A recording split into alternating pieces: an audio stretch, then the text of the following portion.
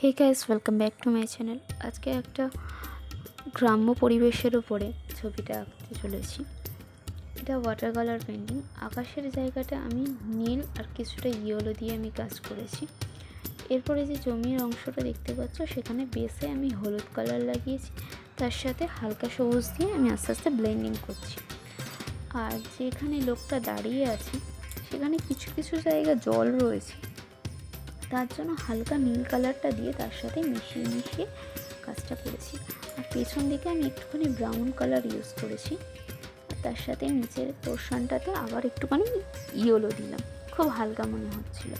দূরে যে গাছগুলো রয়েছে সেখানে আমি ব্রাউন কালার ইউজ করেছি। আর এখন যে কাজটা করছি, গাছের পাতাগুলোতে এখানে হালকা সবুজ আর ডিপ সবুজ দিয়ে মিশিয়ে মিশিয়ে গাছের শেডটা করছি। এক্ষেত্রে আমি জিরো তুলিটাই ইউজ করেছি। তোমরা চাইলে জিরো করতে পারো, বা ট্রিপল জিরো তুলিটাও ইউজ করতে পারো। এর পরবর্তী এদিকে যে লোকটার ডান দিকের অংশটাতে এখানে নারকেল গাছগুলো সেম হালকা সবুজ দিয়েই স্ট্রোক দেবো, তোমরা দেখতে পাবে পরবর্তী পর্যায়ে। তো যদি ভিডিওটা ভালো লেগে থাকে অবশ্যই বন্ধুরা একটা সাবস্ক্রাইব করতে ভুলো না আমার চ্যানেলটাকে। এভাবে আরও নতুন নতুন আমি ভিডিও দেওয়ার চেষ্টা করব।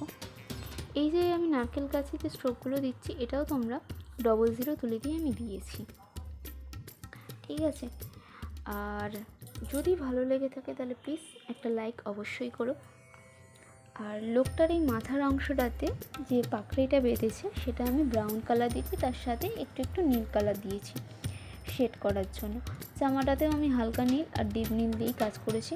আর ধুতিটাতে শেডগুলো দিচ্ছি ব্রাউন কালার দিয়ে, কারণ ধুতিটা বেসিক্যালি আমি হোয়াইটই রাখার চেষ্টা করেছি, কোনো কালার আমি দিইনি, শুধু ব্রাউন কালার দিয়ে একটু শেড দিয়েছি। আর লোকটার যে স্কিনটা আছে সেই স্কিনটাতে হলুদ আর হালকা একটু ব্রাউন কালার দিয়ে আমি শেড দিয়ে দিয়ে কাজটা করেছি।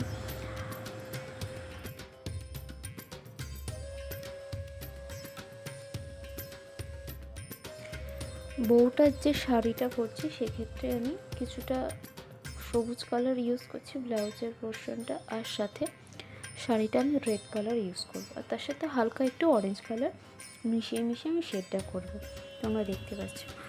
আর যদি ভিডিওটা ভালো লাগে প্লিজ একটা লাইক আর সাবস্ক্রাইব করতে আমার চ্যানেলটাকে ভুলো না।